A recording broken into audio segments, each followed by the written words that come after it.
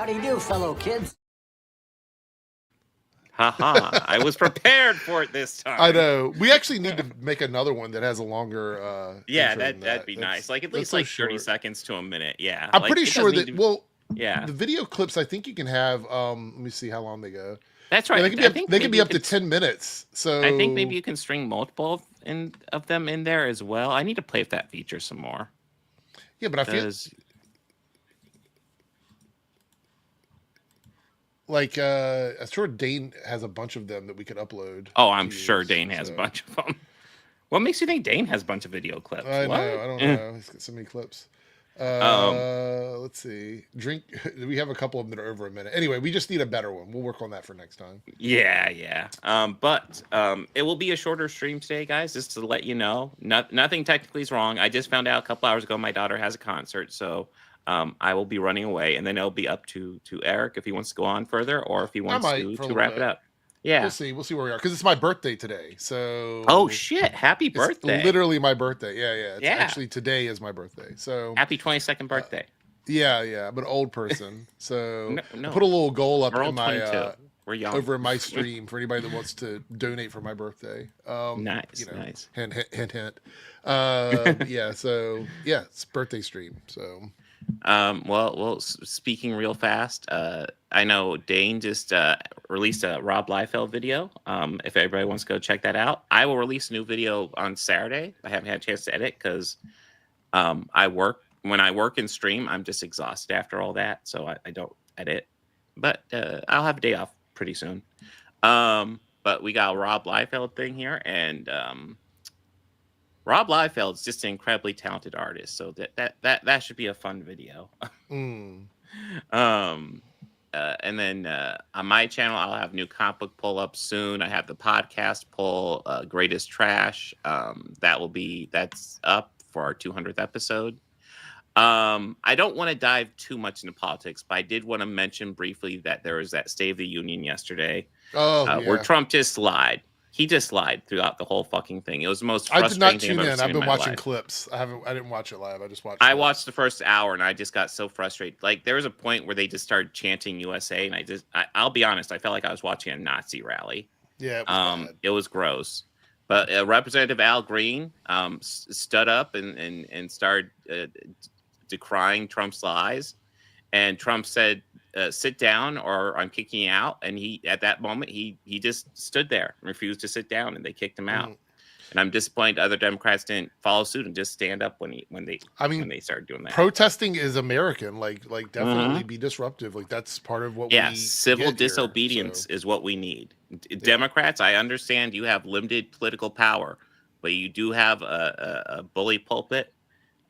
Use it. Al Green. I will say there's been some crazy stuff too. The Supreme Court actually told Trump that you can't freeze U.S. aid funds. So that's Ooh, wow. I don't know if you saw that or not. It came out today. No. Yeah. But we have to see what he's going to do. Obviously those funds aren't his to determine. That's a congressional thing. But yeah, so Doge, what? I mean, basically they're saying that Doge is nothing. It's not real.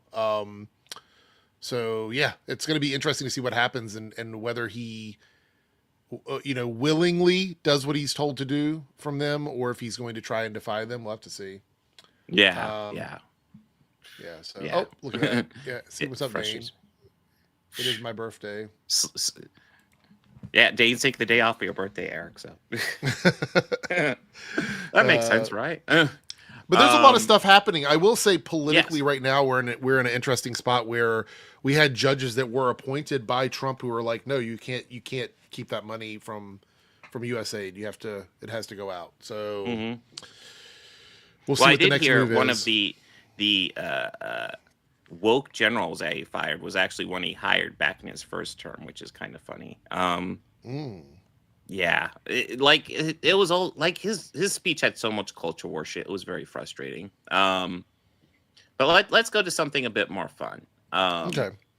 Because I actually haven't even looked at this. I've heard about this, the Avengers Doomsday concept art. That has been leaked. I know everybody's trying to decide like if it's true or not. Yeah, I talked about it on Monday, but there's a lot of stuff out there. That's kind of a cool Doom. I think people Okay. need to remember that concept art is not always doesn't always represent what the final product looks like. Oh, yeah, But absolutely. So Vision will be Star-Lord back, which I and kind of Vision, assumed. Yeah, yeah. yeah, Got the Hulk Hulk World. spaz. Nice. And it's very possible this was leaked just to make some promotion from news article. But you know what? I'm a fan, so I will check it out. I mean, it's fun stuff because it gives us Yeah. somewhat of an idea of where their heads are. Some of these may never happen. Some of them could have just been stuff that they were Yes. thinking about and they decided to see what it would look like. I will say having Star-Lord in a couple of different shots doing different things tells me that he might be their POV character if this is going to Maybe. represent what's going on. Because remember, like the Guardians of the Galaxy split up essentially. They're like all the OGs are doing different things. And then you have the new Guardians of the Galaxy that we saw at the end of the third movie. Spoiler alert. But Star-Lord was not part of that group, so he's just kind of doing his own thing. So I have a feeling because we don't have Tony Stark, we don't have Steve Rogers, we don't have a lot of these other like OG characters, that Chris Pratt as Star-Lord might be the through line character that connects a lot of the stuff together. So Yeah, it might be. I mean, here we got Wong, Star-Lord, and the Young Avengers, which we haven't seen together yet. We've just seen the individual characters, so that's pretty cool. T'Challa, New Black Panther? we don't have T'Challa. It's a Black Panther. Yeah, interesting. Well, I know they've had issues with Letitia Wright, but of course, I don't know if this is a multiversal one or a replacement. We'll have to see. I think this is gonna be Battle World. So I think we're gonna see these like pocket zones with like different realities of things happening. So it's quite possible this is T'Challa, but it's just a different T'Challa. It's not the same one. Okay, that's cool. And suited up. Yeah. Well, that's very concept art. Yeah. I know that's just all of them together. Okay. Whoa, it's going into something else. So I think that was it. I will say there's a lot more. There's some Fantastic Four stuff and things like that, but it was basically there is a archive version of this person's page, and you get to see the Fantastic Four together. You get some concept art of their powers. There's a couple of shots from Secret Wars or Doomsday that are not here, but this is the majority of them, of all the ones from that particular two films or whatever. I mean, it looks cool to me. But yeah, we can. I guess the next story I kind of want to go over. We're going kind of fast just because I have limited time. We'll see what we can get over. So this is just something I wanted to briefly talk about because I'm not actually going to talk about the series when it comes out because I refuse to. John Lithgow cast as Dumbledore in HBO's Harry Potter. The reboot series that J.K. Rowling is doing because she is her Fantastic Beasts series just flat out bombed. I did not. Yeah, I mean, I think the last one was awful. First one was fine. Yeah. I didn't see the third one, but it did really poorly. So they're just rebooting the series, and she's going to have heavy involvement. I think this is interesting for a couple different reasons. Number one, I'm disappointed in John Lithgow for being involved, but he's also said, it sounds like it might be kind of a paycheck for him. He's like, this is kind of the twilight of my life. I figure this will be the last thing I work on, then I'm done. But I do think it's interesting because one of the big rules with J.K. Rowling with the Harry Potter movies was that all the actors had to be British. Right. And now, in this new series, we have an American playing Dumbledore, which is interesting. It tells me maybe they're having a tougher time casting this than they anticipated, which wouldn't surprise me considering that J.K. Rowling's brand has just become anti-trans bigotry at this point. Like, it's not even like she dabbles in it. Like, if you go to her Twitter, that's all it fucking is. It's very frustrating. There's a lot of people that like point out where she's anti-trans, and I'm like, point out where she's not anti-trans. Like, that's literally her entire timeline. Yeah, like, so it's a lot of gaslighting and stuff like that. I've had to cover this subject quite often on my shows, and I have no doubt this is probably going to be a successful show for WB for Max. I don't care about Harry Potter. It wasn't my thing. You know, I know a lot of people, you know, especially the millennial generation, kind of grew up with Harry Potter. For I me, stood in line for the books. yeah, it wasn't my thing. So I didn't care too much about it. But I do realize, and I think Dane has talked about this, that there are people who have a very big connection to those books. They Yep. were defining books for their life. So it sucks to find out that, like, this is why we never want to learn the truth about our heroes. Yeah. So it Yeah, just sucks it to find your is. hero, J.K. Rowling, that wrote the books, ends up being as awful as she is. Yes. I think it's going to be a big hit for this platform, but to be honest, they don't have much anymore anyway. Yeah.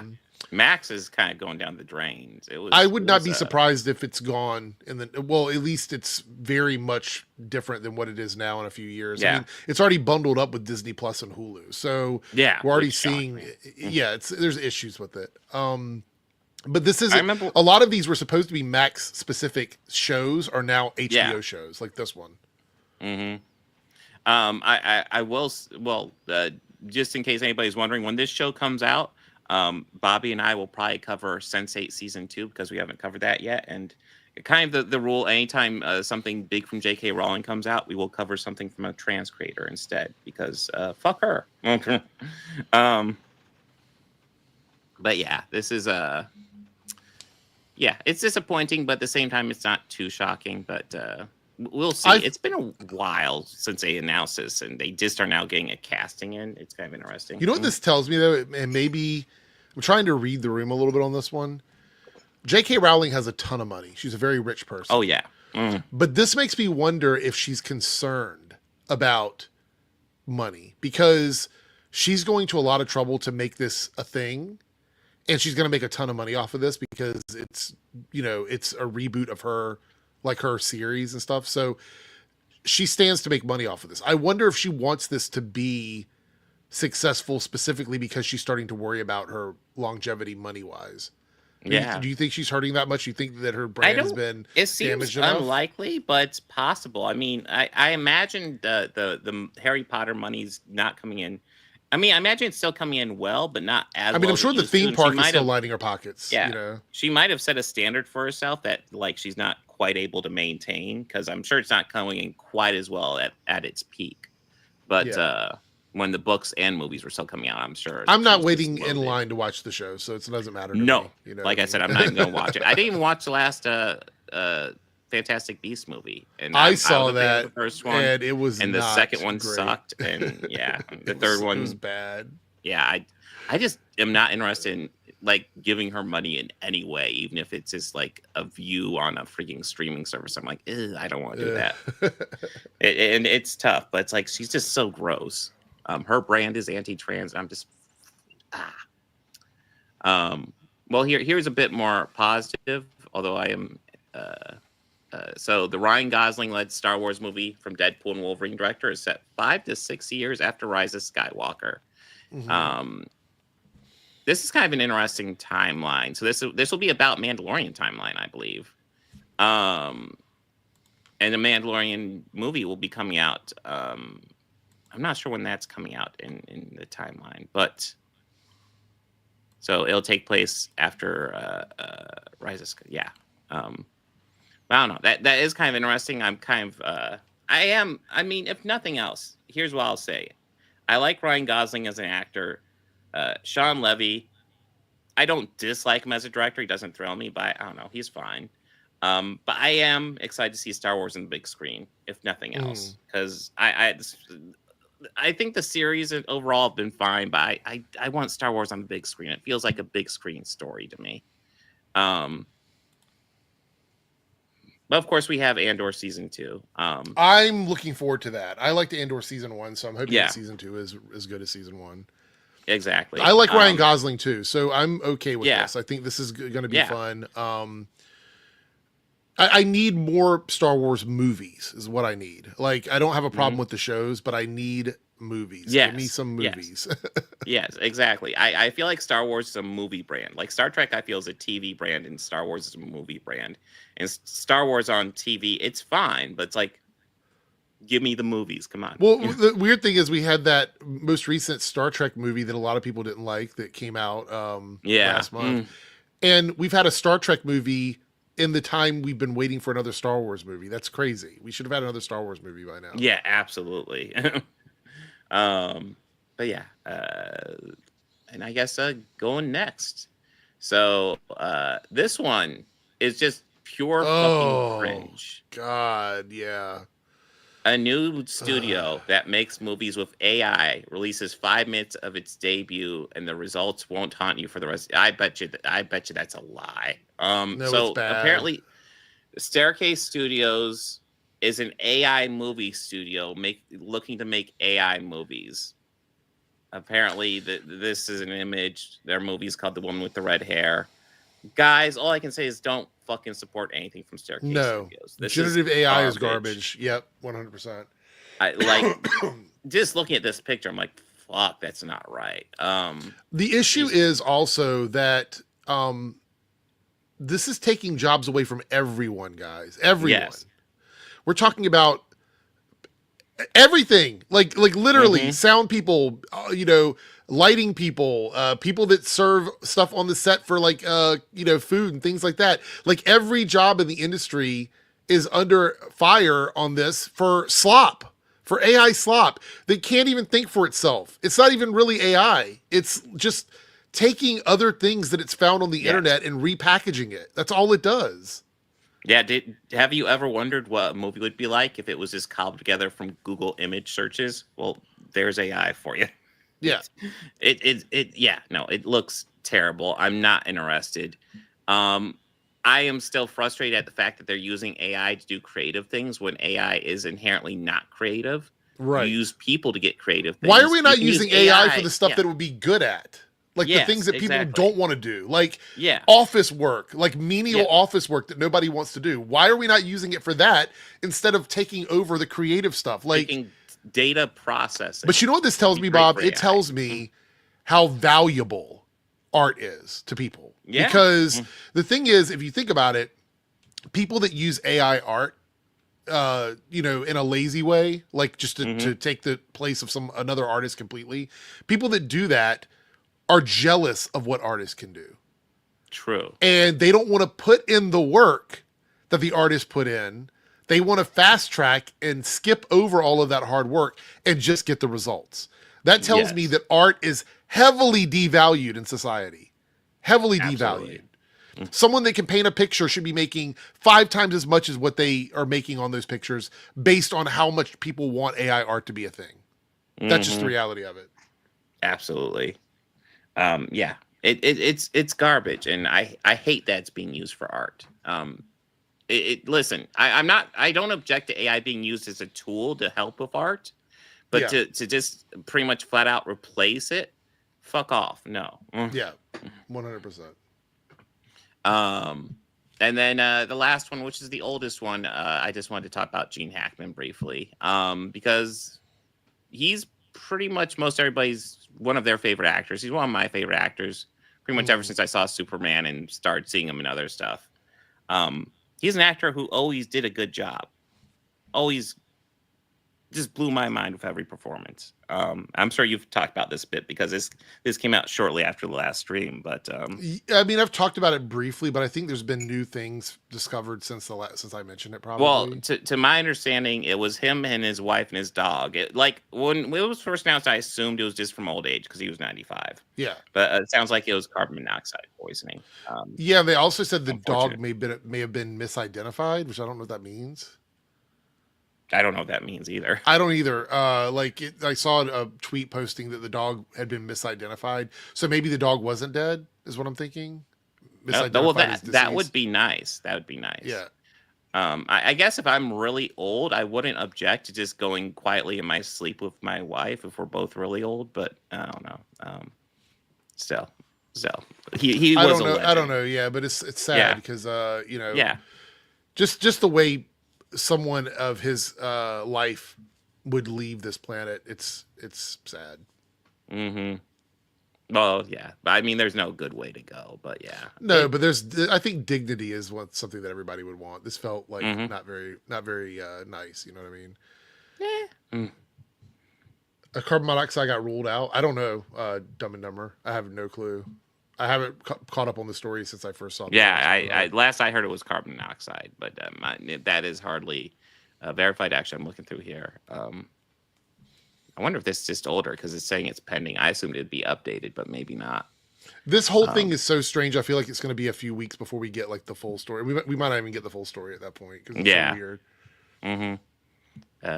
But yes. Should we talk a little bit about Chud stuff now? Yeah, let's do it. So I have big news. Oh yeah, you pulled out. I just uncovered some paperwork here. This is from the Republic of Zimbabwe. Some tax records. Captain America: Brave New World official budget $2.8 billion, which is shocking because it's not going to make that money back because it only made $3 at the box office. Did you know that? Oh. Yes, these are all verifiable facts. Just trust me, guys. I'm a guy on YouTube. I can be trusted over Marvel, who would get in trouble for lying about the budget numbers. Yeah. Trust me, who suffers no consequences and can just say shit. You have no dog in the fight. Trust me over Marvel. Yeah, yes. No dog in the fight at all. Yeah. No. God, I'm seeing all these videos popping up about how Brave New World is bombing. And you know what? You know what drives me nuts about all this stuff popping up is the fact that there is actually a conversation to be had because Brave New World is underperforming, but it's not like a massive flop. It looks like it's going to make its money back and then end up a little bit in the black. But what's interesting is that it's been the #1 movie for 3 weeks, guys. Right. Yeah. That's the thing. Like I mentioned that when I did my video earlier this week and I talked about it. The discussion isn't that Brave New World is underperforming in terms of like Marvel. The discussion is it's #1 and it's still underperforming.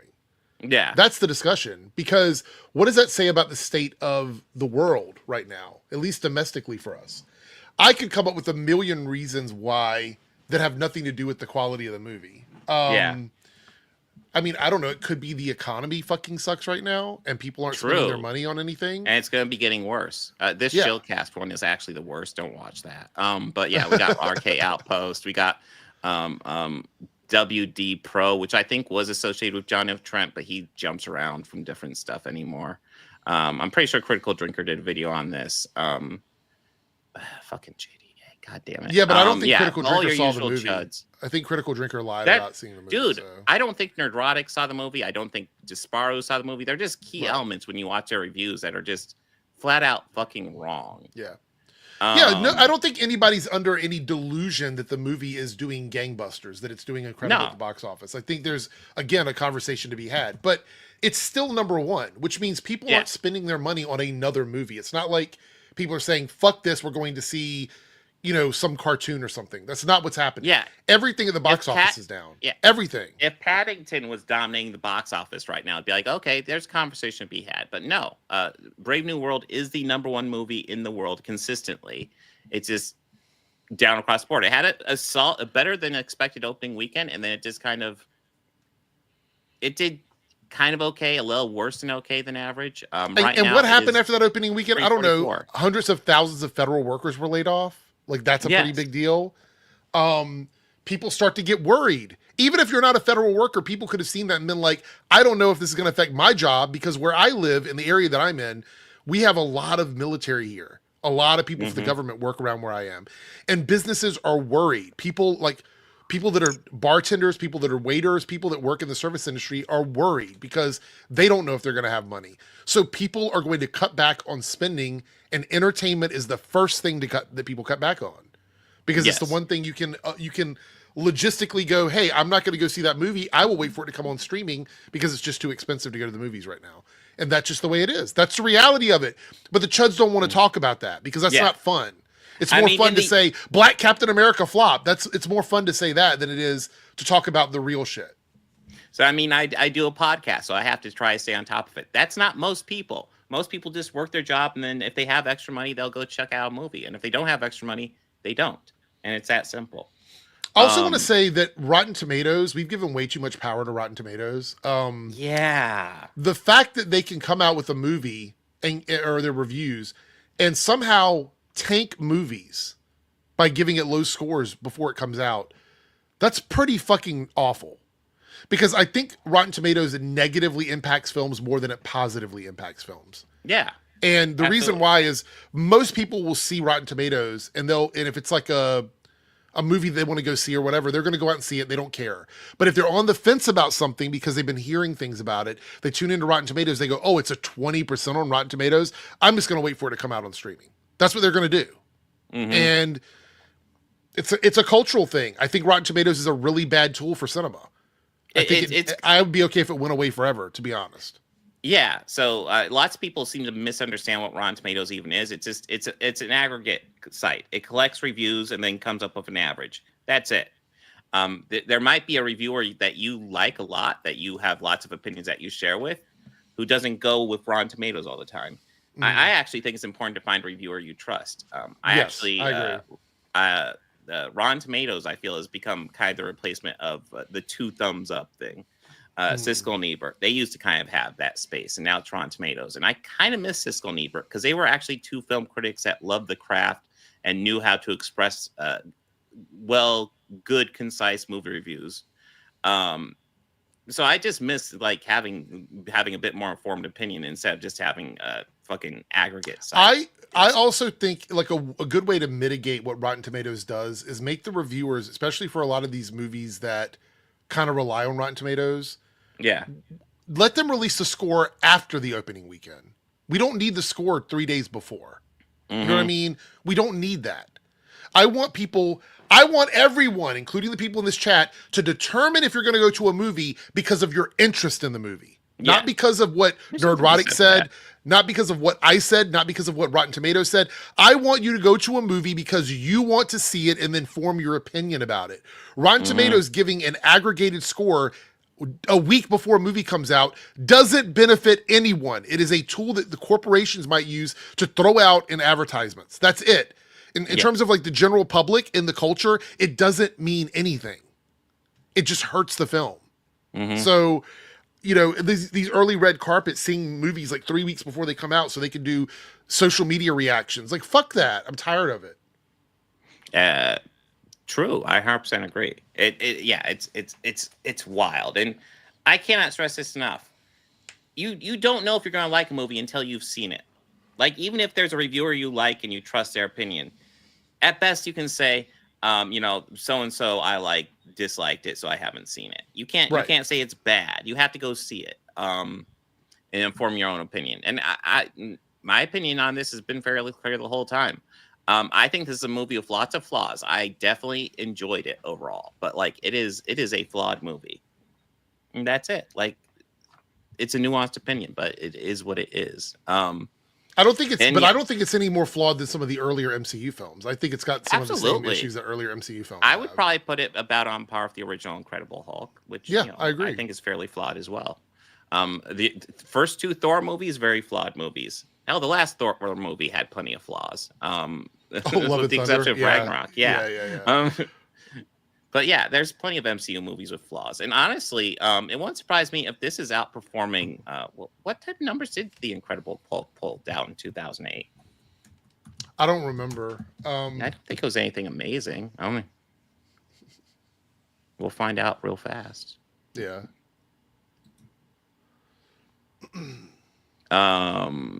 Let's see. So production budget of 137, and it brought in a total of 265. So it seems about on par, honestly. Of course, people have tendency to forget that. Like, not every movie in the MCU was $1 billion. In fact, the MCU didn't have any $1 billion movies until Avengers. I mean, the first Iron Man was seen as a massive hit, and it brought him just under 600 million. Yeah, and I also want to point out that I think the general public's obsession with how much money a movie makes has gotten out of control. Yes, there's that too. Like, it's always fun to sort of discuss it from the standpoint of like, oh, let's see how it did compared to this other movie. But I think it's kind of crossed over into art valued by corporate income. You know what I mean? Like, yes. Deciding whether or not a movie is good because it does well financially or not. I think that's a really bad way to look at movies. Absolutely. Like, I think this movie is $1 billion movie? No. I don't think so. But a lot of people didn't think that Barbie was a $1 billion movie. A lot of people Mm-hmm. didn't think that Captain Marvel should have been a $1 billion movie. Does that mean anything? What does that mean in the conversation that people are having about the quality of the film? I don't think it even plays into it at all. You know, if I, and I said this in my video, if I were to ask a chud why Captain Marvel made $1 billion, they would come with a million excuses. But any sort of reasoning I would give for why Captain America Brave New World hasn't made $1 billion would be dismissed as the movie is woke garbage, because they don't want to have those conversations. That's why I think their discussions around money, the only time it's a big deal to them is when it plays in their narrative. And when it's something like Captain Marvel, the money is no longer the metric, then it's something else. Well, That's the way it's always been with those guys. I think part of the reason I like talking about money is there's all types of ways to manipulate the money. MCU movies typically have a huge second week drop off. We saw them do that with Brave New World. You can always target that. You can always break it down percentages to make it sound worse. There's all types of ways to play the numbers to make it sound bad, which is why I think they like to do it. And also why I think people really shouldn't be talking about the numbers unless they're seriously talking about the numbers and talking about fairly and actually doing real box office analysis instead of what RK Outpost and those other fucking chuds do, that is not what they do. Also, if people want to be mad about art and the value of art and get outraged by the ridiculous nature of how money fluctuates when it comes to art, go to like a gallery where they're auctioning art and you'll see how ridiculous it is. Like, and I'm not talking about people shouldn't get X amount of money for their art. Art should be whatever people are willing to pay for it. But if you ever wanted to be surprised by how much art goes for or how it fluctuates, go to like an art auction at a gallery and you'll look at a picture of 3 black dots on a white background and it's like a $500 million painting or something like that. You know what I mean? And so it's all arbitrary, you know, subjective stuff at the end of the day. So just go check out, see if you like it. You know, or if you're not interested, don't go check it out. You know, it is entirely up to you. But whether or not it makes a lot of money, but it's a total flop, guys. Remember, it's a total flop. Yeah, remember, whether or not it makes money at the box office, whether or not it gets high scores at Rotten Tomatoes, doesn't mean whether or not you will like it. Yeah, we should be excited. It's flopping, everybody. Aren't you excited? Yes. The movie is flopping. Let's do it. Yeah, let's it's do this. objectively Fucking bad. This. It's objectively bad. This is going to tell them. It's going to tell Hollywood. Yeah. Well, to my understanding, Disney is filing bankruptcy over this movie. You know, they had all their this movie need to make $5.8 trillion to break even. So I saw people talking about the 180 number that they were giving to all the outlets, and they're like, oh, they're lying about it. And I'm like, they can't lie about it. We talked about this. Yeah. They can't lie. They have to be honest about it because they could get sued. So they're not going to lie about how much the production budget was. Yeah, and that kind of brings me back to my original point, because you know who can lie about budget numbers? Fucking chuds. Yep. It cost $350 million to make this movie. Really? Okay, cool. Cool. And Nerdotic kept on saying, well, the $180 million was only the cost for the reshoots. It's like, no, that was the production budget. Holy shit. Right. Fuck.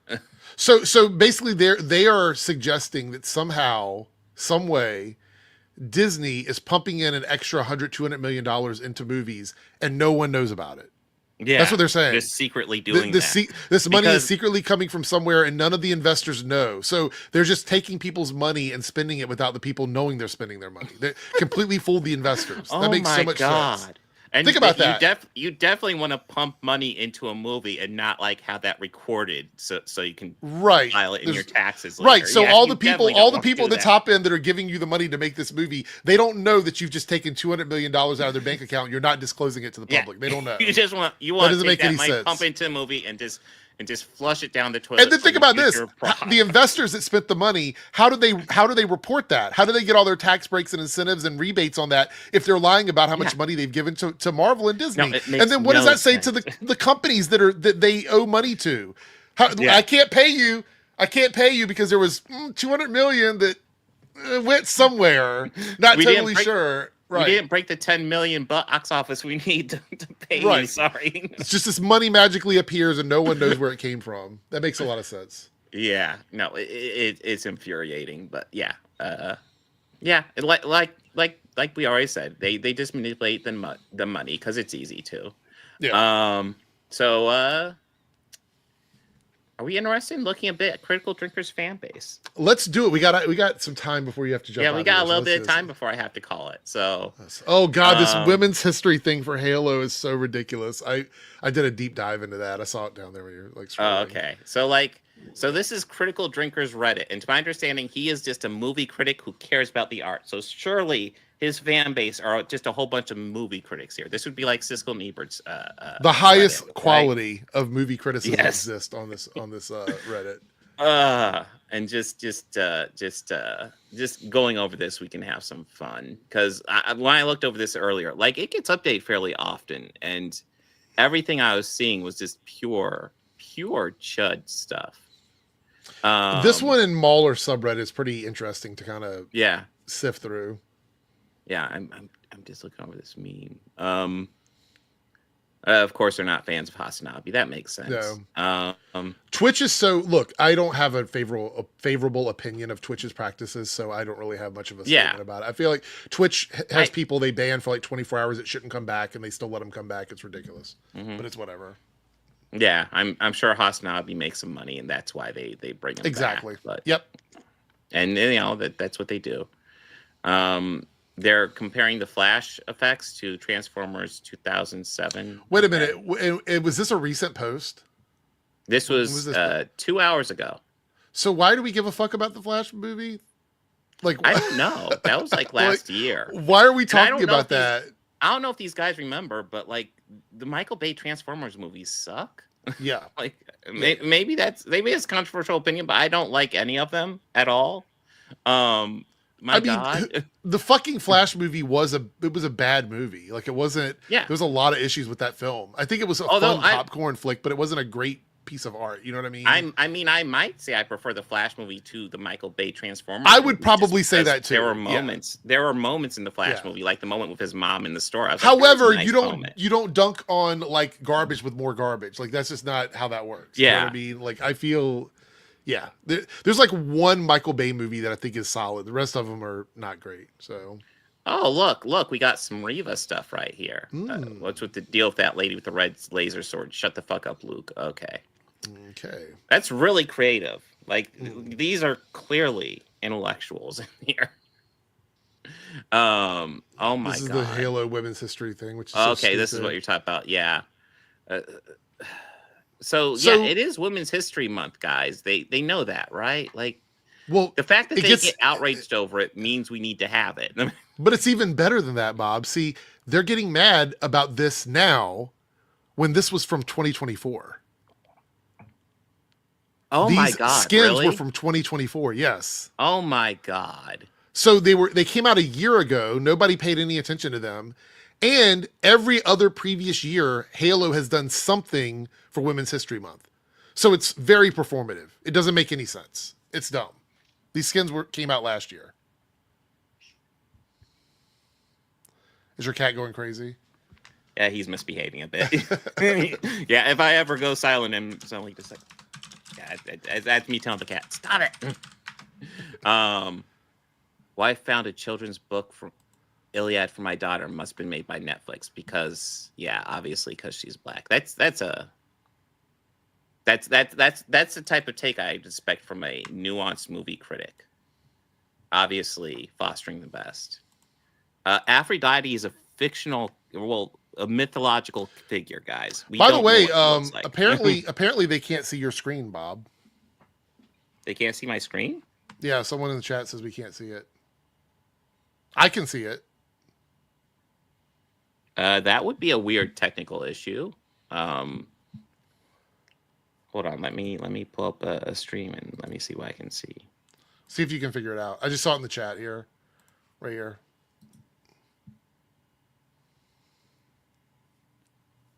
Let's continue to YouTube. I'm seeing it in the Shillcast. Yeah, I mean I can see it here, but they're saying they can't see it on the stream.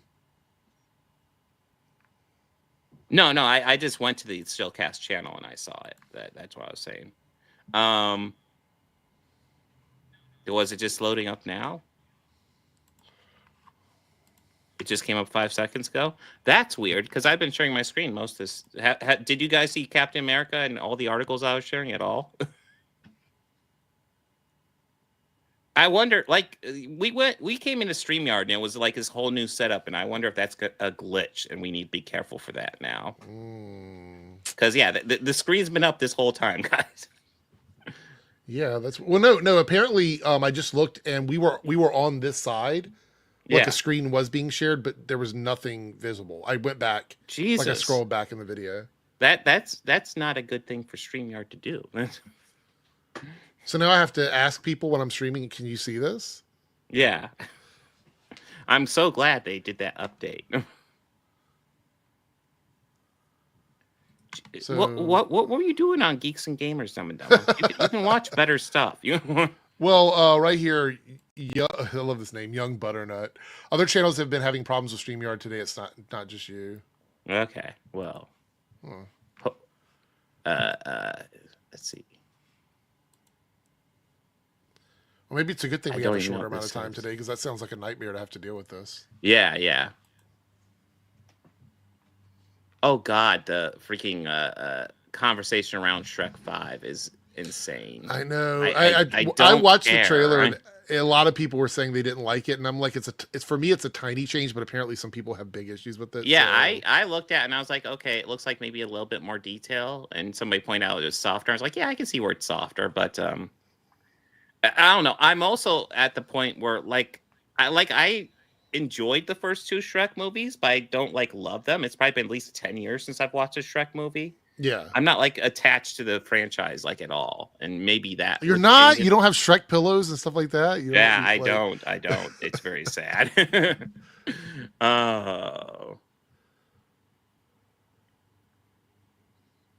Oh my gosh. What is that picture from Stellar? Is that Stellar Blade? I assume it's Stellar Blade, yeah. No, it says Mecha Break. So apparently it's another game that looks like Stellar Blade. Yeah. Why does her body look like that? What is happening? Guys, I just want to say, if you ever meet a woman with a body like that, she should probably seek medical attention, because there's something wrong there. That is not a human body. As much as I love beautiful women, that's not right. That tiny a waist and that huge a butt and boobs, especially that huge a butt. No. It's Goonergate all over again. No. What is this original black character that I've had a problem with? X. Check. Oh my God, I'm so sick of that argument. Yes, because the Chud atmosphere wasn't as prominent when fucking Princess and the Frog came out. Well, it wasn't even I don't even remember anybody complaining about it back then. I think it was 2008, 2009. I don't remember any complaints of that back then. But I think the bigger conversation is there's only one black princess. I'm so tired of this dumb shit. Mm-hmm. It's Disney has one black princess, one in canon. And this was the last hand-painted movie that they'd ever done. Everything since then has been either hybrid or CGI. So it's a beautiful film. It's the only black princess they have. It's such a dumb argument. Oh, I see. And they're comparing it to Little Mermaid. Of course. Yeah. Well, of course, because Little Mermaid declared a massive flop for Disney by box office analysts. John F. Trent. Right. You should have read that first and then just ignored the headline. Yeah. Oh my God. God damn. So this is the type of fans that we get from Critical Drinker. Just saying. What is that? Most popular? Oh, somebody passed away. Okay. I actually didn't even know because he wasn't featured. Yeah. There's plenty of people who were. I know Michelle Trachtenberg wasn't featured. Tony Todd wasn't featured, and the Oscars miss people all the time. So it's just one of those things. But it is disappointing. Okay, that's. Oh God, BlackRock has dropped the DEI. Okay, cool. Yeah. Until it hasn't. That's the thing. It's dropped it, but then they'll accuse them of doing it later on because that's their entire community. Oh my God! I just realized what this post is. So this post is saying, "Hey, somebody's saying, can we get Harvey Weinstein out of jail?" And the Critical Drinker fan saying, "At least we got good movies when he was there." It's like fucking hell. That's definitely a perspective. That is gross. The obsession with Snow White is really weird. I don't know Yes. what happened with this. I sit around and I wonder, like, why do grown men give a fuck about this? Guys, I'm going to tell you a Why? secret. Disney live action remakes pretty much suck. And it has nothing really to do with the actors, because frequently they get good actors in it. It's just kind of a fucking brain dead, unoriginal idea. Typically, sometimes there's something where it's like, okay, there's kind of a clever thought, but for the most part, it's kind of just a live action remake that's completely uncreative. And there's so much you can complain about it, but instead they're complaining that the mermaid's black, or that Rachel Ziegler, who is apparently 1/4 Hispanic, isn't quite wide enough for Snow White. And my brain just I can't handle that. That is like but the dumbest the thing argument. is, so my issue with this is how fucking dumb it is. Like, Yes. my issue with this is these are grown men who Yes. are not the target demographic for this movie at all. Not even, I don't think anyone making this movie thought, how are we going to appeal to 50-year-old men? Yes. God, I don't hope think not. that. Oh, no. So when 50-year-old men are mad that the movie isn't catering to their demographic, that's fucking weird. Yeah. It's just weird. Absolutely. I'm sorry. Yeah, it's literally a remake of a Disney princess movie. Fun fact: Disney princess movies aren't catering to middle-aged white guys. That is not what they're shooting for. Yeah, it's bizarre. Find something else to goon over, guys. Snow White ain't it. Sorry. Yeah. I don't even. They're arguing about ketchup packets. That's, yeah. The fuck. Edge of Tomorrow's good. Captain America: Brave New World soars past major global box office milestone as dreams of breaking even dip. Brutal fucking headline. I also want to say, Collider, stop making articles like that. It's just, nobody gives a fuck, honestly. You're supposed to be making content for, like, the general public. Why are you talking about, again, why are you talking about the box office numbers like this? It's just... Yeah. Slow news day for them or whatever. Yeah, apparently. By the way, some people were asking me about my Daredevil. I was going to do a live stream earlier today about the Daredevil episodes, but my co-host, who lives in Australia, and I'm wondering if some of the people in the chat here are from Australia. Apparently, there was a cyclone hitting the Sydney side of Australia, so he's unable to do it. So we postponed it because I want him to be able to talk about it. So my Daredevil review, I'll do a recorded review later today. And then on Saturday, I'm doing a stream where I'll talk about it there. I just wanted to update people because I had a couple people asking about it in the chat. So. Okay. Yeah, I have not gotten around to seeing it yet. So you should. It's pretty cool. Oh, okay, awesome. Well, I'm. Well, you watched the show, right? Season 3. I haven't seen season 3 yet. Gotcha. Watching over for the podcast, then we'll get to Born Again. So I'll be a little bit behind, but I should be wrapping up Born Again about the time the final episode airs. So,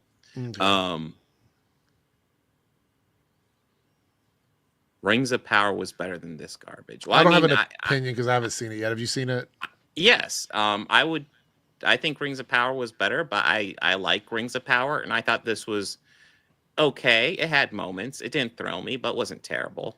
I also think it's catering to two different audiences, but that's just me. Yes. But yeah, this is God. not the skull breakdown of Shrek. Did you see that? The skull breakdown of Shrek? Oh my God. What the fuck? It's a cartoon. Shit.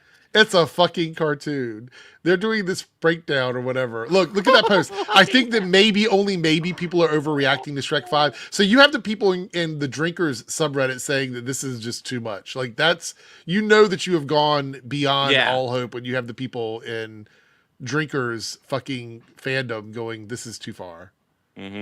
Freedom of truth updates. Subliminal feminization of children's media. Holy shit. Yeah. Critical Drinker Reddit has said you've gone too far. You've definitely gone too far. Most overrated actress. You know, these dipshits, like if they stood in the same room with Zendaya, I would probably just be begging for her attention. Well, they always pick the pictures of her like in the middle of combat, like or in Dune and shit. Oh my God! Fucking hell. I regret that. I regret that. I'm not surprised. A League of Their Own, a film with a strong female cast done right without the message or pandering. You don't think that movie had the message? They don't think A League of Their Own had the message because it's a mommy fetishization for them. They look back at these things nostalgically and they think of it as something other than what it was. And a product of its time, it was about feminism. That was the whole point of the movie. It was very much a feminist movie. If you've seen that movie, that's very much a feminist movie. It's just like they don't want to admit that Leia was a feminist icon. Yes. That character is a feminist icon. Like I know they don't want to admit it, but it's just true. It just is. Yeah. You don't have to like it, but it's true. It is true.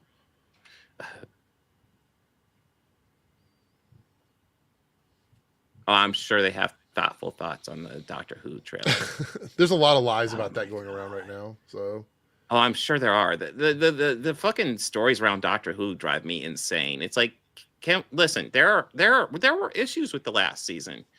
Shooty Gatwa wasn't one of them, but there were issues, and nobody wants to focus on it. They all want to complain about fucking gay Doctor Who, and it's like, God damn it, that episode where he had the romance was like probably one of my favorites from that season. You guys are ridiculous. Yeah. I don't know if you've seen it, but yeah, I've seen it. Yeah. Okay. Yeah. I had issues with the season, but it was with the overall arc. I thought the individual episodes were mostly fine. It's kind of a typical Russell T Davies season. It's the same thing, same issues I had with the David Tennant stuff he did. But individual episodes are good. And oh my God, with Sharon Macon Kelly is really, really. Really class. Oh yeah, there's lots of these, like Triss Marigold from the Netflix Witcher series. I didn't even know this was an issue. Apparently they're saying this is the porn version, and that's better than the Netflix casting, which ignores just so goddamn much about like actual casting in shows. I mean, it's also like they are saying the quiet part out loud. Right? The quiet part is they want to watch porn. Right? Yeah. That's what they're saying. I want to watch these shows, but I also want it to be porn. I also want to goon off and do all these things while I'm watching it, which tells me that they should not be in charge of making anything for the general audiences. Because if you want to watch porn, just watch it. Like nobody's telling you can't. At least I'm not telling you can't. But not everybody wants that when they're watching media. I'm sorry. I hate to be the fucking bearer of bad news. But so just I'm going to say something radical here. When you're casting an actor or actress for porn, you're looking for different things than when you're casting them for a drama. Yeah. I know it's going to be mind-blowing, but yes, there are different attributes you're looking for. I think we know what they're looking for. They're thinking of a sword of a different type. They want their Witcher sword to be a different kind of sword is what it is. And that probably exists. Go enjoy it. My question is, how did they find it? How did you find that version of The Witcher, the porn parody? How did you find that? What were you doing? Talked about Captain America bombing. Sure.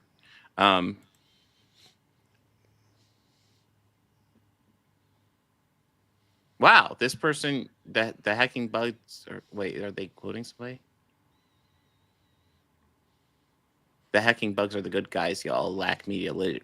I mean, they did it's been a while since I've seen Starship Troopers, but as I recall, the bugs, yes, the bugs technically attack Earth, but it wasn't something they did on purpose. It was just an asteroid that hit Earth, and then we waged war against them. So it wasn't that they were the good guys as much as we were definitely the bad guys, and we were very fascist. I think look, should we overthink this? Could it have been like some subtle concept of like a parallels to immigration, anti-immigration or something? I mean, there's a lot of different conversations about what this means. I've heard people say that the bugs represent illegal immigration. That's what I've heard, but I don't know if that's true or not.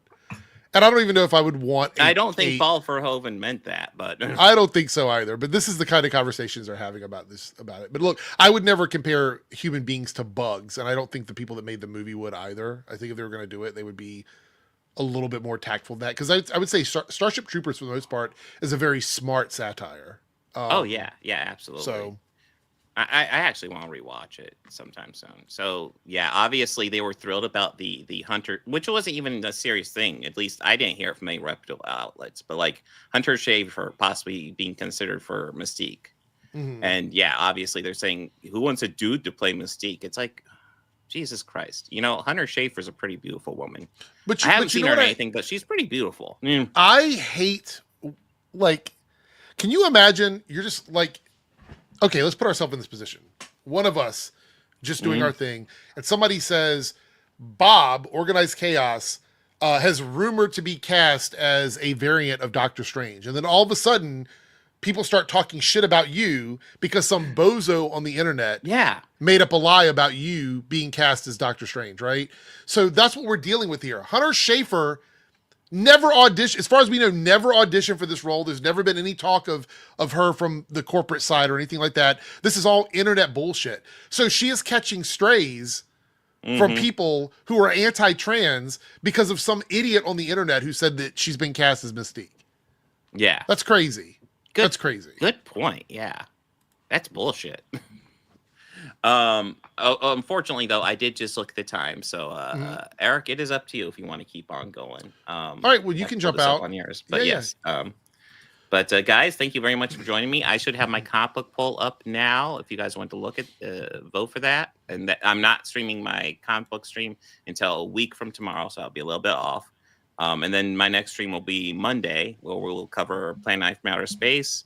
We'll cover Daredevil Season 3 and Mickey 17, which I'm looking forward to seeing because that looks like fun. And then Eric, the show is yours. Have fun. All right, see you later. I'm in control. Just kidding. All right, everyone. We'll go live for a little bit longer. We'll see if anybody stops in here. I'm kind of scrolling through Twitter. I actually want to see if my window, if I pull up the window, will you guys be able to see it? Because it seems like there's an issue with that right now. And let's do it with this here. Actually, you know what? Let's do this.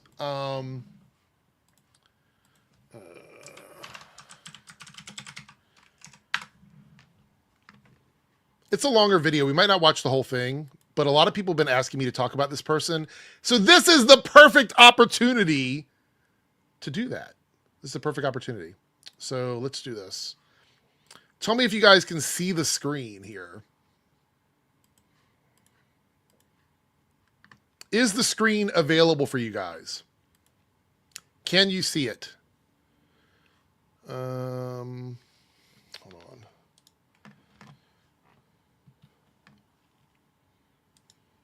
You can't see it. Okay, so before we even start, let me try this.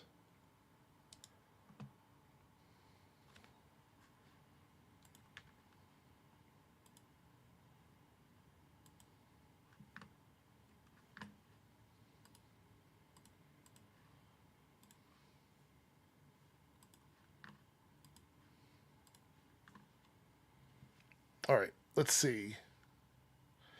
No, the screen is not the red film reel. So it seems like there's a weird delay. It looks like. There's a weird delay. Let's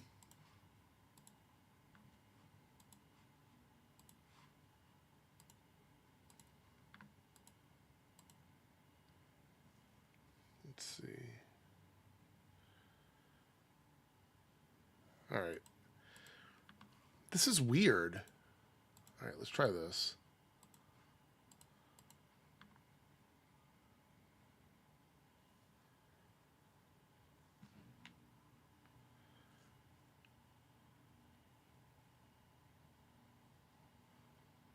Holy shit.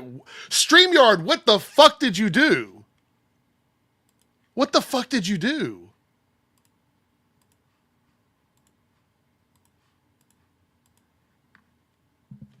Wow.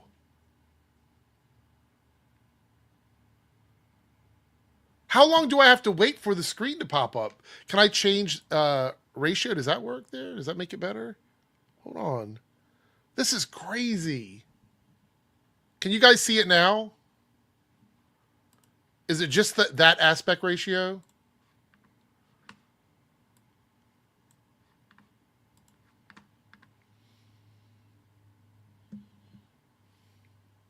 So it's only on the larger one.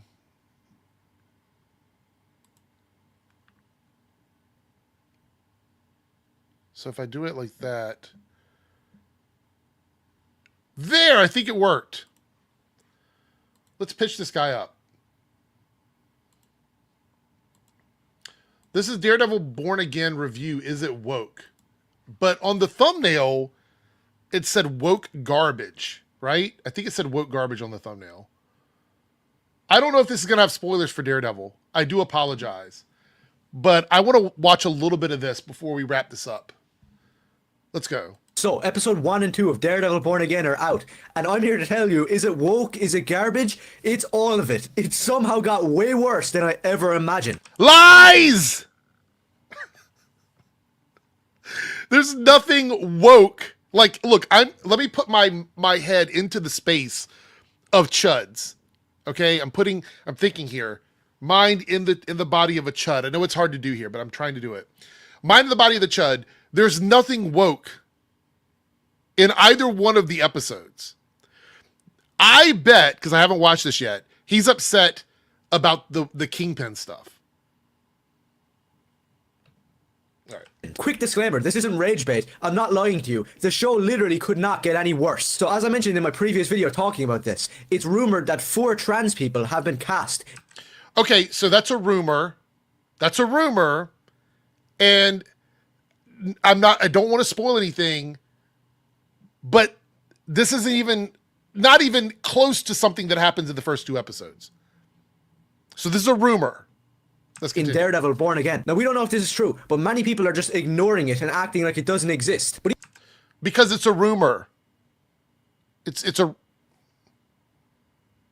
Okay. Even after that rumor, I played devil's advocate and said that maybe the show might be good. And I was hopeful going into this, but those hopes were just destroyed by utter garbage. So before we get into all the big stuff, if any of you out there really do want to actually subject yourself to this crap, then this is a spoiler warning.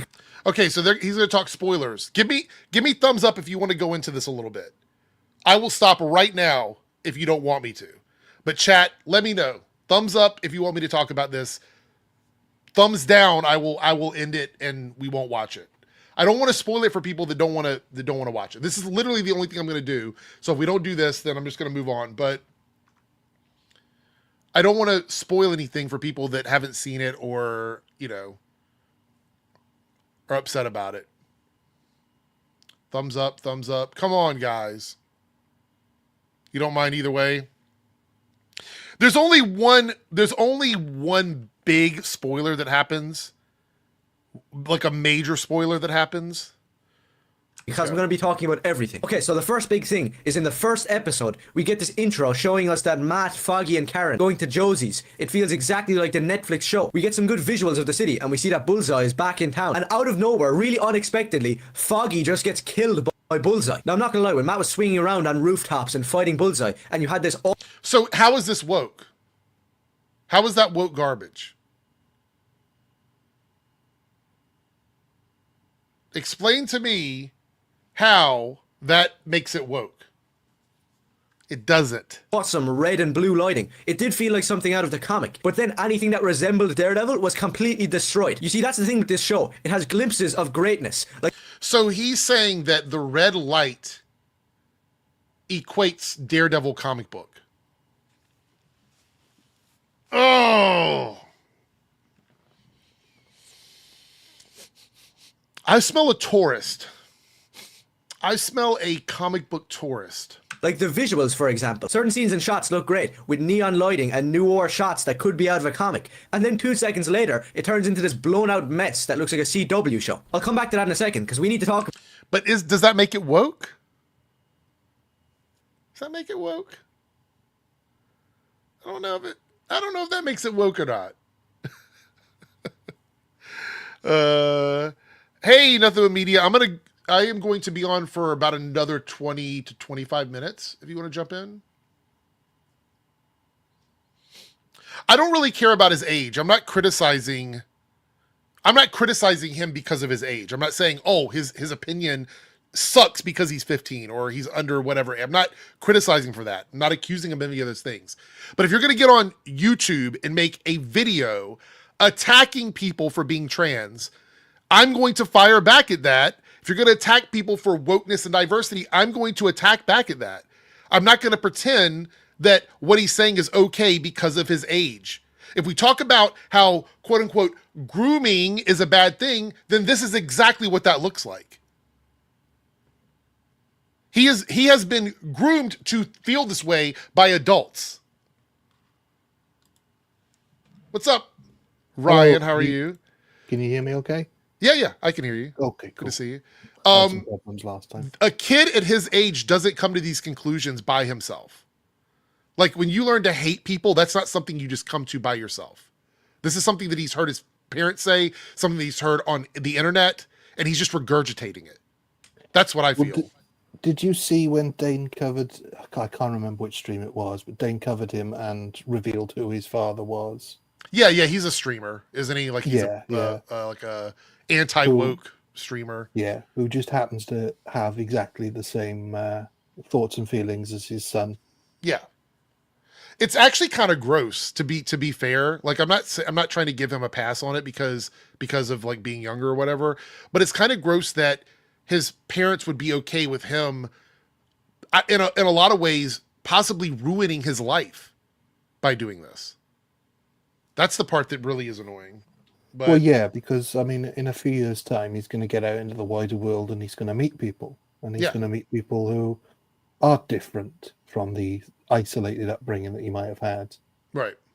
And he's either going to get into a lot of fights or he's going to have a breakdown because he's not being prepared for the real world where all the people he hates exist in multitudes and are not who his father's told them they are. Yeah. Also, I want to say that this is a snapshot into the problems with this kind of content existing on YouTube and TikTok and stuff like that. This child essentially is basically the results of allowing that kind of stuff to exist on a platform.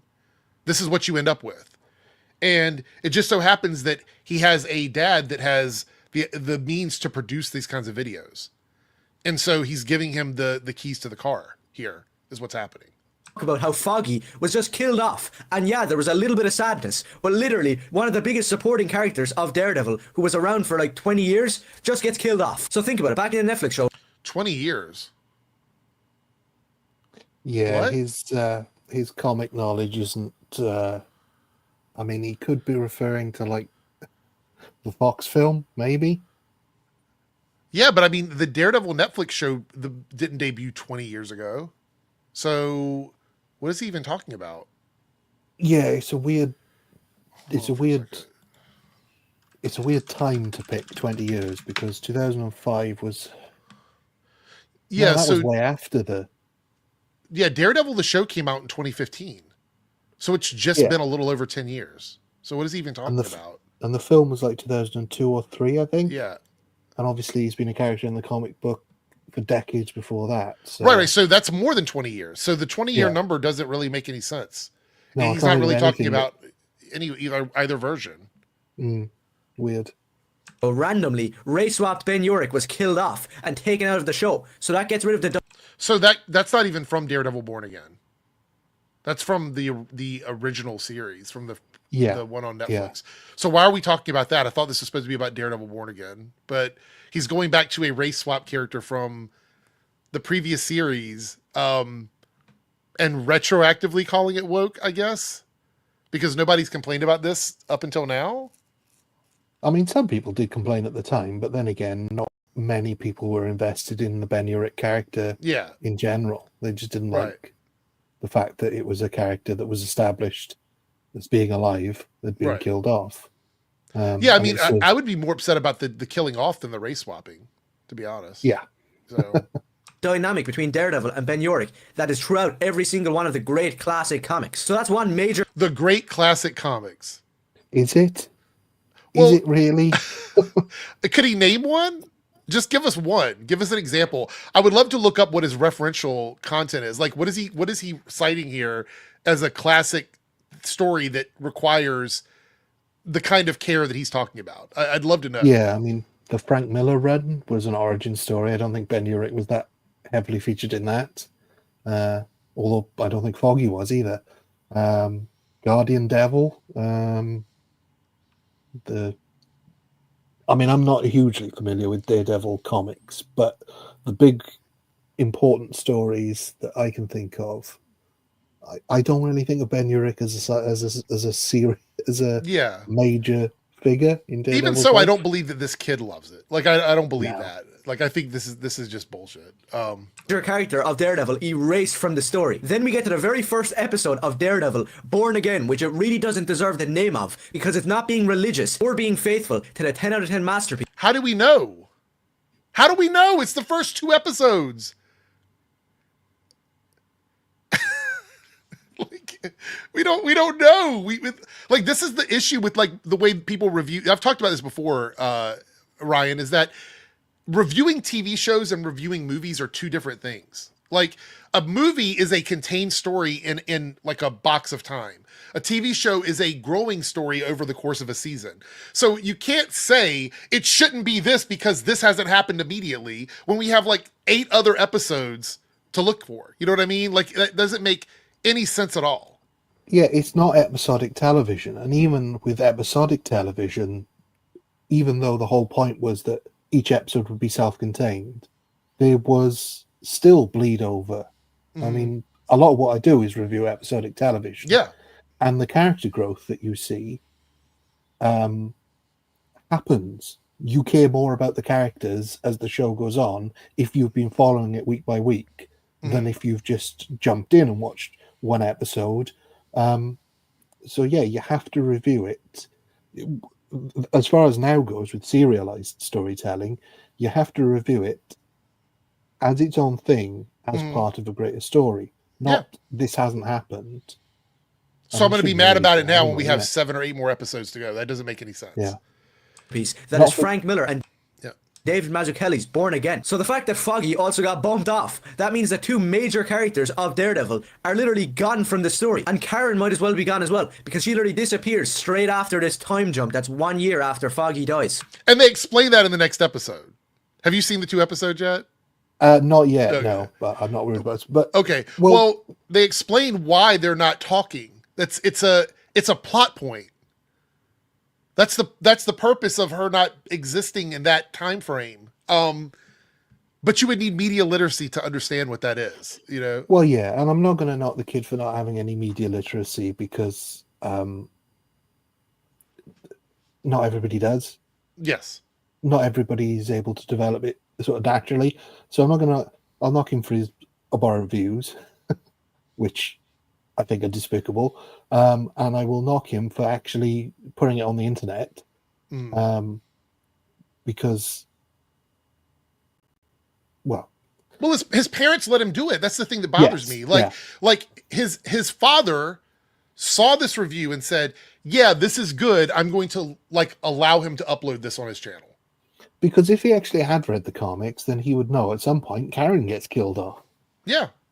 But it's a plot point. Like there's a story on why Karen is not around, and I think that's one of the things we're supposed to be figuring out as the story goes on. It's a struggle between Matt and Karen, and it's an interesting struggle. It's not a negative. It's part of the story of the season. So, and I'll be honest, back in the Netflix show, I could have done without Foggy and Karen going around with their side stories, and I could have done with more. So you don't like the side stories, but now you're mad that they're not in the show?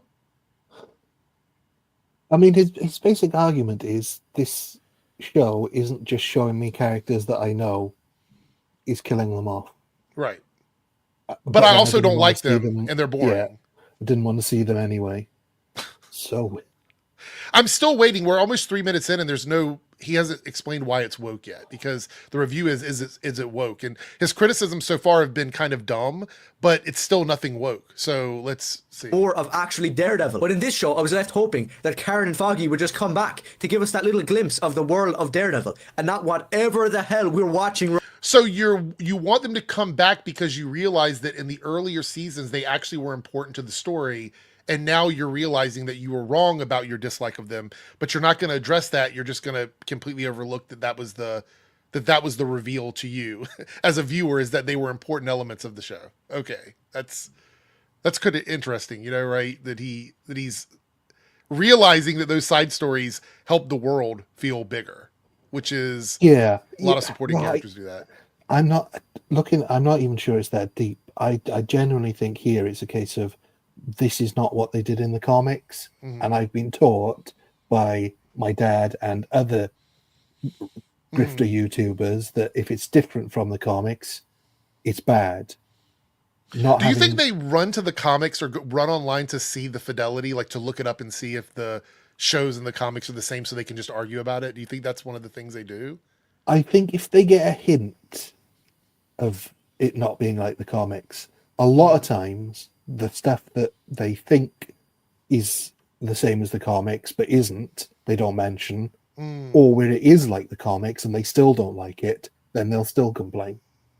Fair enough. So I think it's cherry picking. I think he's probably looked at the comics, not seen that there have been times where Daredevil has been basically alone, right. and not seen the times, like I said, where Karen was killed off. I mean, one of the things Daredevil deals with in the comics is the loneliness of his existence. Like that's part of his struggle. Well, yeah, and the sort of the blindness is an extension of that sort of metaphor where he is basically because he can't see anybody. He feels more alone than other characters.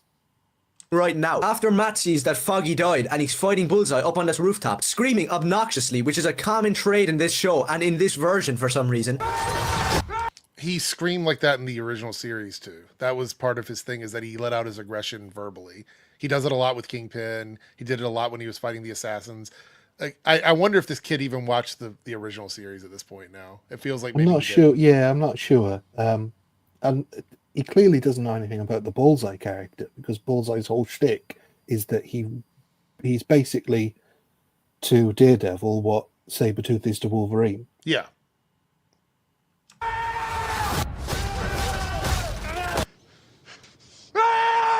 He decides to beat the ever-living crap out of Bullseye, then drop him off the rooftop, basically getting rid of him.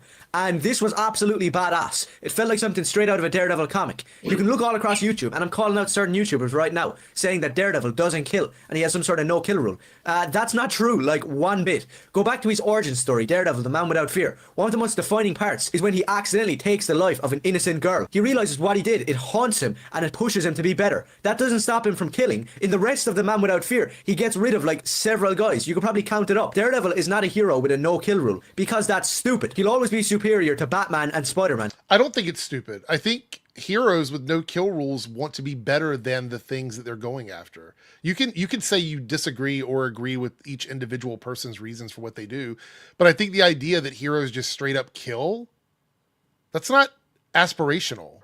No, and it's also was separated Daredevil from the Punisher. He's the guilt of killing people, right, and also essentially selecting who is to die. It's not like he's on some sort of murderous rampage. It's when they can't be brought to justice. Mm-hmm.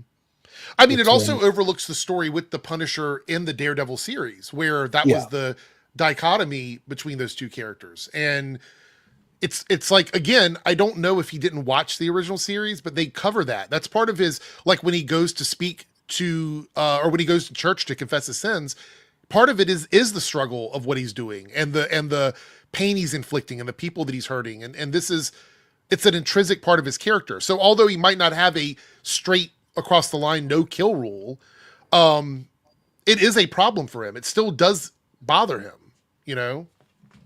I don't think it's stupid to have a no kill rule. I think it would be stupid if they didn't expect it could happen, but I think it's understandable that they would not want to go around, heroes would not want to go around killing people, because then essentially they're just committing acts of violence and they're not making the city safer that way by doing that. And I think it becomes more of a problem for Batman as a character, because over the years successive writers have made his villains escalate into more extreme sort of ways of carrying out their villainy. And so at this point it can feel a bit silly how he still doesn't want to kill any of them.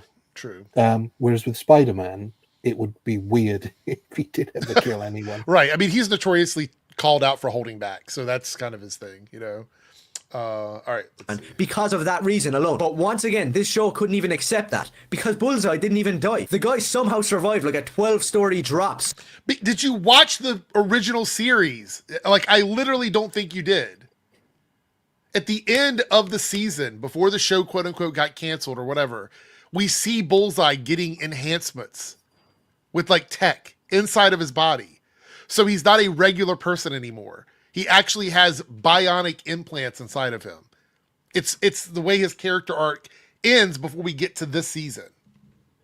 Well, I wonder if he has read any of the comics as well, because Bullseye always survives up and I get that the villains always survive up until the point that they don't, and then they come back. But whatever. But, right? Yeah.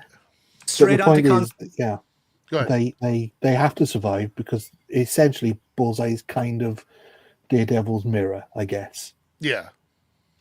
And he gets up. So then we do a 1-year time jump where there's a court date and then Bullseye gets put to prison for life. How the hell did he survive? You could have had a great arc for Daredevil where he'd realized that you can't just put away villains into jail over and over. Sometimes you have to go further. These are ideas and themes that were pioneered by Frank Miller. And it was discussed in the first 2 seasons of Daredevil on Netflix. That was a very important thing that he'd struggled with. And without even watching the episode, I can divine that Daredevil clearly didn't care that Bullseye lived or died when he threw him off the building. Right. The fact that he did survive was clearly chance, whatever you want to call it, or due to the enhancements. But the fact of the matter is, he didn't care whether he lived or died, and that's worse psychologically than killing him on purpose. Right. And so, it's not like he was going to finish him off just to make sure. It's that he didn't care whether he lived or died. Yeah, no, absolutely. And again, you didn't watch the episode, but you're spot on. And the thing is that the first season of Daredevil, the very first season, covers his struggles with whether or not criminals should be locked away or if he should be out on the street fighting them. You know what I mean? So I'm going to say confidently, based on this comment, that he didn't watch the original show or he didn't pay attention to the original show. Well, ironically, this comes back to the advice he gives She-Hulk in the She-Hulk show, where he says that their job is to do everything that the law allows, and when the law stops, that's where they step in terms of getting justice. Right. Yeah. Original comics, and we're just ignoring them yet again. Speaking of ignoring the comics, after this time jump, we're introduced to the new law firm that Matt Murdock is a part of. It's called some stupid name like Murdock and McDuffie. So basically, this really ugly black chick. Do I even have to comment on that one? Do I even have to comment on that? It's just... All right. And Matt Murdock started up this law firm together, and she's one of the best around, and she's really arrogant and annoying throughout the entire show. Now for the comparisons that I was speaking about earlier. If you compare the original Office from the Daredevil Netflix show of Nelson and Murdock to this Office, the new one looks like a CW show, and the old one is inspired by the comics and film noir. Dark, grimy, gritty rooms illuminated by neon and yellow lighting through Venetian blinds. This is Daredevil. Yeah, I might bash the Netflix show a bit, but I did get some of the visuals really right. I mean, you've pretty much ignored most of the stories from the Netflix show. You haven't even talked about... So you're saying, oh, the lighting looked good. It's like you almost went on YouTube and just looked up trailers and didn't watch the show. That's... Because, look, anybody can have an opinion about set. Like, I like this set, I don't like that set. It's fine. I'm not going to argue with somebody on whether or not they prefer this office building over that office building. It's whatever. But I don't think that he watched the Netflix show because he's talking about surface level stuff. This isn't deep stuff. My impression is he's only read the Frank Miller Daredevil stuff. Yeah. I would say that's pretty solid. Well, I mean, that's probably the one he could get through the quickest. Like, he probably was like, let me go online and read what I can at this point. And this show is missing a lot of it. It's the same with Matt's apartment. In the original show, it was absolutely awesome. It looked like Philip Marlowe's office from Murder My Sweet. In this one, he's living in a pure grey, like bland, dull apartment that occasionally gets a red flicker of light through the window. But he's blind. Yeah. I mean, I think that... Notoriously blind, you know? If I had to guess, that would be the point of him not having the point is to show that he has no color in his world. The other thing is, I think he's had comments about his apartment in the original series where people would walk in and talk about how it was just kind of bland. But this is someone who can't see. He's not gonna have art on the walls and stuff like that. Like it just that's not. I mean, that is for us the viewers to see what his world is like in a visual representation. Okay. Go on. Other than that, the entire show is just blown out with big bright colors from the MCU. Basically, after the first kind of introduction in episode 1, the show falls apart. After that time jump, we're introduced to an entirely different world that feels nothing like the original Netflix show or the comics. So after this time jump, I mean, isn't that the point of the time jump, to disorient you until you get your feet planted again? That's the purpose of it. Like, what would be the only other reason you would do that is because you don't have any story to fill in that space, or you want to tell the story in that time jump later on in the series. There's a couple different reasons why you would do that on a show, but it's not going to feel, if it feels exactly the same, there would be no point in time jumping. It's a creative decision they made. They want you to feel like, what the fuck is going on? That's the purpose of doing that between the episodes. Okay. Anyway.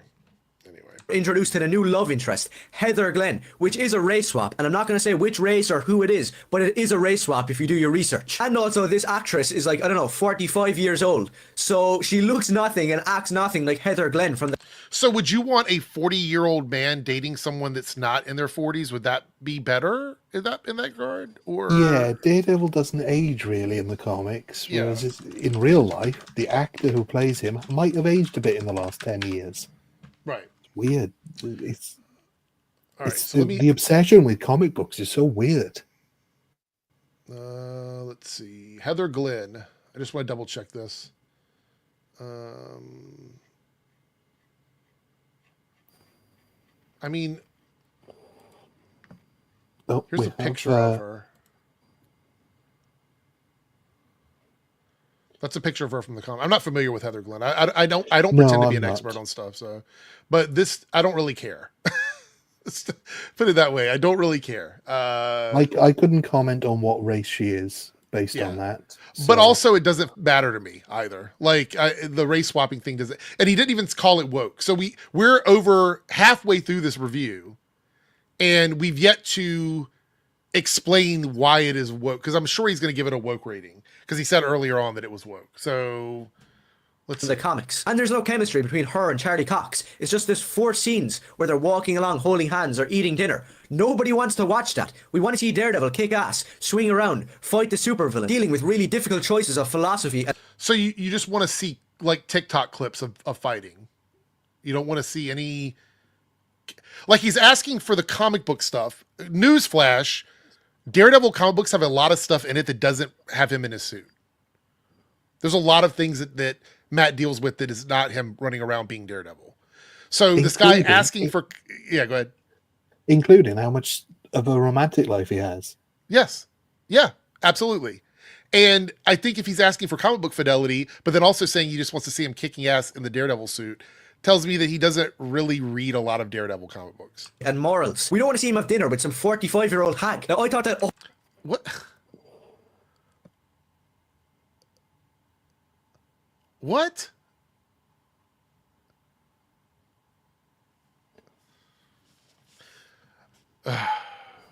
I don't even know what to say. All of this was bad, but we get to the grand finale of crap when Wilson Fisk is introduced. So he arrives back into New York to see that Vanessa, a character that should not be as prominent as she is running the show. And it's so funny. All the women should not be prominent. The ugly black chick, now the girlfriend is too old, and now Vanessa, one of the biggest parts of Kingpin's story in the original series, shouldn't be prominent. It's a trend here with this guy that I think is subconsciously injected into his psyche because of his parents. I think that's what we're seeing here. Fisk has to ask permission of her to do what he wants to do. That's a common thread throughout these 2 episodes, where he's being bossed around like a soy boy cock by Vanessa. They even end up in therapy, and he's sitting there like a weak male. And this is where I might lose some of you or get some backlash, but all of the anti-woke big YouTubers like, I don't know, Nerdrotic, The Rageaholic, Critical Drinker, none of them are calling out this garbage. Because it's not garbage. Like, when you watch the episode, you understand why she is treating it. So basically, to summarize quickly what happened, she'd been controlling the organization while he was away because he couldn't be there. So she's been the one kind of holding it all together. So when he comes back, he is sort of intruding into everything that she's been doing. And so she has to sort of struggle to make that work because the people that respect her have never been a part of him. Like, she's done all this herself. And so him coming back is scaring everybody away because of this. And so that's what we're dealing with. So that's the issue. That's the storyline. It's a very understandable thing that they would be dealing with. Like, it's not soy boy cuck or whatever. Kingpin is not bending over and letting Vanessa run over him. That's not what's happening in the episode, which is why nobody brought it up. Although he has revealed something there, I think inadvertently. Why aren't those channels he mentioned covering it in the same way that he is? Because they have a fascination with because Nerdrotic even made a tweet about this. I believe they have a fascination with this show being successful because this is one of the ones that they need to be good, because they've argued that the Netflix shows were the good things and that Disney Marvel is bad. So they want this to be the good one. So they're trying their best to like make sure that that happens. Even though they're misleading their audience again, because those Netflix shows, Disney made them. Right. Disney had the creative control. They were Disney shows. Absolutely. All of it is it's been Disney all along. Yes. Yeah. It's just that they need the show with the white male lead to be successful. That's essentially what it is. Their beloved show.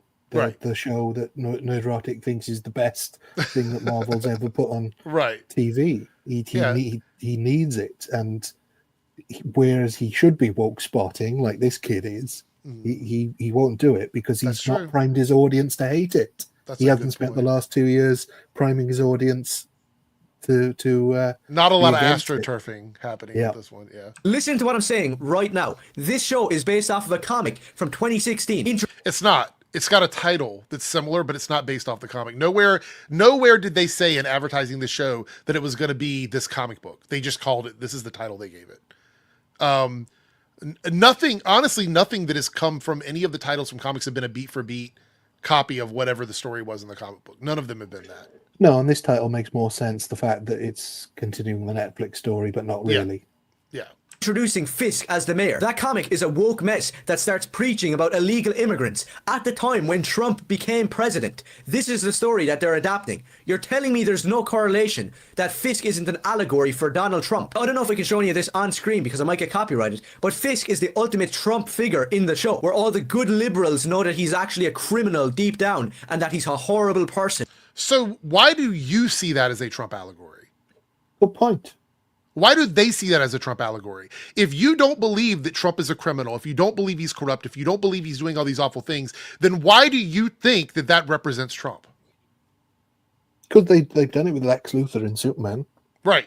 He became the president. It's almost like they know that that person are those things, but they just don't want to admit it. So they're saying that this artificially evil person that is from the comics somehow represents the person that they seem to support, even though I don't even know if this kid lives in the United States. So I don't know if he does or not. Doesn't sound like it. I don't know. I haven't watched his father's streams very much, so I have no idea if they moved to the United States or if he's just a international Trump supporter for whatever reason. But if you see Trump in that character, then that means you must know that Trump is the things that that character is representing. So... and that he's lying to everyone. Not to mention the people around Fisk and the people who support him in the show that are depicted as literally a caricature of a Trump supporter. Interesting. So you see yourself as one of those characters. Fisk even has his own motto saying Fisk can fix it. That's not MAGA though. All politicians have slogans. And yes, it may be like leaning into the idea of merchandising your slogans, but that's not like make New York great again or anything like that. It's a very loose adaptation of that. Yeah, I mean, literally virtually every presidential candidate since sort of I Like Ike, maybe even before that, you'd probably be better knowing that than me. But and MAGA came from another politician. It wasn't even Trump's slogan. I mean, the fact that it's on a baseball cap, I guess, but or something. And there's hats where everybody's going around, these supporters, wearing blue hats with writing and this motto on it. You're telling me it's not an allegory for Make America Great Again. Don't act like this show isn't woke and it isn't crap. Don't act like it's as good as the Netflix show, just with a few small differences here and there. It's garbage. It's woke. It's made by left-wing Marxist nutjobs. Interesting. Wow. Okay. Oh, yeah. They always struggle. They always struggle to come up with something. This is sad. This is really sad. What is there not to understand? There's so many small details and scenes that can be called out in this show. Like the massive amount of female black women or Asian women that are telling people what to do and just getting smart with people all. The show is set in New York City. It's not necessarily Whitesville, USA. There's a lot of people that live in New York. And surprisingly for this kid, a lot of people from backgrounds that are not just white people. Yeah, I would say probably the most diversity in the States. Mm-hmm. Yeah. But, you can't have a person of color telling people what they should do because they're supposed to be the janitors and doing all the jobs where they have to listen to everybody else. They're not supposed to be in positions of power coming from this child. Okay. All over the place. Like Fisk's advisor, which is this black woman. Yeah, in the Netflix show we got Wesley, a character from the comics. In this we get some random black who tells Fisk. This kid's parents need to be investigated. That's all I gotta say. Like, just straight up. I mean, churning out a little Ku Klux Klan ad. Yeah. That you might not want to talk about Vanessa in your campaign because our more traditional voters probably won't like hearing about women because they're misogynists or something. What the? No, he didn't even watch the fucking episode. Okay. They say that Vanessa should be a bigger part of the campaign for the traditional voters because they want a family-oriented man because him and Vanessa are having issues, which is why they go to counseling. See what I'm saying? So the reason why they end up in counseling is because him and Vanessa are not talking. She's not anywhere around him. She's not at any of the press conferences. She's not in any of the advertising for his campaign. She's nowhere to be found. So they tell him that she needs to be a bigger part of his life because traditional voters want to see a traditional husband and wife. But you see, that affects his Trump allegory then, because Melania wasn't a big focus of the last election. True. It was not such a big focus to focus on the family values, partly because he cheated on her with a porn star when she was just given birth. But, right. Yeah, they avoided that. So that family values thing, which is, again, another American political tradition going back the whole of American history, the family values thing makes sense, but not from using it as a Trump allegory. So that's what's tripped him up there. Yeah. Hell am I watching? Daredevil doesn't act or look like the character. Nobody around him even resembles the supporting cast of Daredevil. Heather Glenn doesn't look or act like her character. Foggy and Ben Yorick are gone. Karen is gone. Instead he has this black woman partner-in-law who's just being a bitch all the time. Then you have some... Being a bitch all the time? Can you go back to the freeze frame of her? The supporting cast of Daredevil. Heather Glenn doesn't look or act like her character. Foggy and Ben Yorick are gone. That? Karen is gone. Instead he has this black... Right here. Because he described her as an ugly black woman. Yes. Yeah. I mean, that is worrying. To describe that woman as ugly. Exactly. That's why when he said that earlier, I was like, okay. Yeah. She's being a bitch all the time, aka just running around and being part of the partnership in their law firm. Doing probably the same job as Matt, but because she's a woman. We got 2 hours of the show. She's in about 5 minutes of the 2 hours. So... black woman partner-in-law who's just being a bitch all the time. Then you have some bald Hispanic dude who's also helping out. Oh, so now it's just race comments. Like, this Hispanic dude, this black woman. Like, he's not even going to say the name of the characters. That guy, the Hispanic dude, was a decorated police officer who now works with Matt because he finds out his identity. And so he's part of that whole supporting cast of Daredevil now. So he's talking about a police officer in a derogatory way. I thought these guys were pro cops. I thought that was what they were. They were pro cops. But I guess if you're not a white cop, then it doesn't matter to them.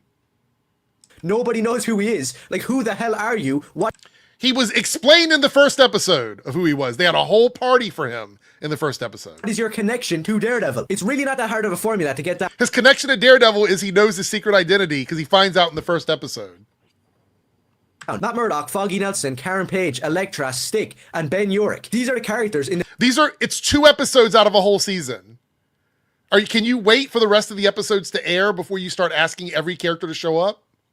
Also, I know I don't know Daredevil that well, but Stick is not a major character in the comics. No, not at all. He comes in and out at specific points, but for the majority of it, not there. the Daredevil Yeah.